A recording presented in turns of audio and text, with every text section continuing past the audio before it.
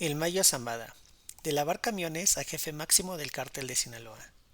Las recientes declaraciones del ex embajadora estadounidense Roberta Jacobson sobre el caso del exsecretario de Seguridad Pública Genaro García Luna y el expresidente Felipe Calderón y sus nexos con el crimen organizado han puesto nuevamente en la agenda pública a Ismael El Mayo Zambada y el poder corruptor del cártel de Sinaloa.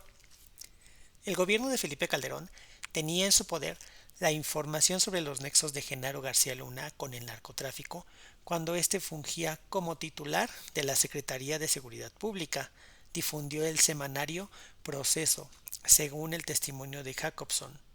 Si bien, luego de lo publicado en Proceso, la embajadora aclaró lo que dijo por medio de su cuenta de Twitter y escribió: Nunca vi ninguna información corroborada de participación en el tráfico de drogas. Ya anteriormente, la periodista especializada en temas de delincuencia organizada, Anabel Hernández, con sus investigaciones ha revelado datos que van en el mismo sentido a lo que se refirió Jacobson.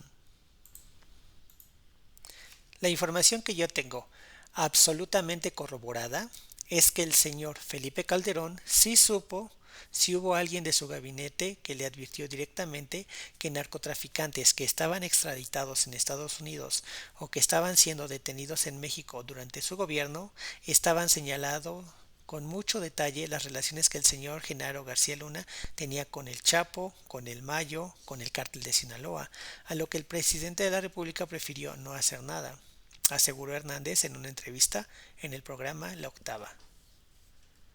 Escribí el libro Los cómplices del presidente, justamente de su relación de complicidad con el señor Felipe Calderón, que en aquel entonces era su jefe, el presidente de la República, y después escribí el libro Los señores del narco, que por cierto me costó que este hombre, Genaro García Luna, cuando era muy potente, el más poderoso secretario de Estado de aquellos tiempos y el más poderoso policía de aquellos tiempos, bueno cuando había contratado personas para asesinarme, hecho que por cierto me fue corroborado por agentes del gobierno de Estados Unidos unos meses antes de que Genaro García Luna fuera detenido en diciembre del año pasado, explicó la periodista.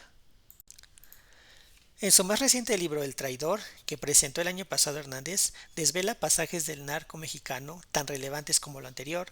En el libro se publica una investigación que la periodista comenzó desde 2011, cuando Fernando Gaxiola, abogado de Vicente Zambada Niebla, alias El Vicentillo, la contactó por órdenes de su cliente para entregarle documentos e información que esclarecieran cosas que ya había publicado en su libro Los señores del narco.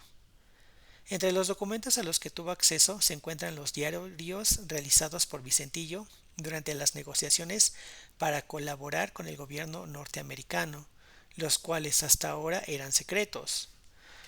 Todo pasaba por el Mayo, no por el Chapo Guzmán.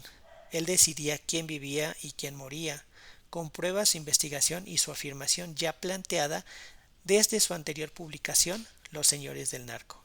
Pero, ¿quién fue el personaje que ayudó en sus comienzos a Ismael El Mayo Zambada y lo introdujo al mundo del narco? Ese también es uno de los mitos y episodios que desvela Anabel Hernández. Quien realmente lo introduce en el mundo de las drogas es un hombre cubano, Antonio Cruz. Contó en entrevista con Infobae México en el marco de la presentación de su libro El traidor. Antonio Cruz, que ni siquiera estaba en el radar de nadie en México, que se casó con la hermana de El Mayo, su cuñado era un importante narcotraficante de heroína, que primero fue un policía cubano en el régimen de Fidel Castro y que después emigra a Miami y que intenta ser un importante narcotraficante en Estados Unidos.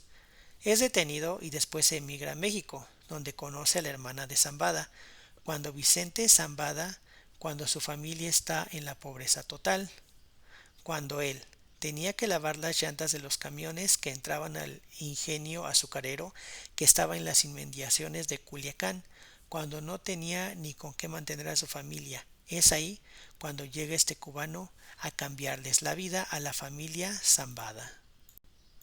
Hernández señala que esta historia no era conocida, Ella la pudo saber de primera mano gracias al diario de Vicentillo y posteriormente con sus investigaciones que hizo para comprobar lo que leyó en el documento.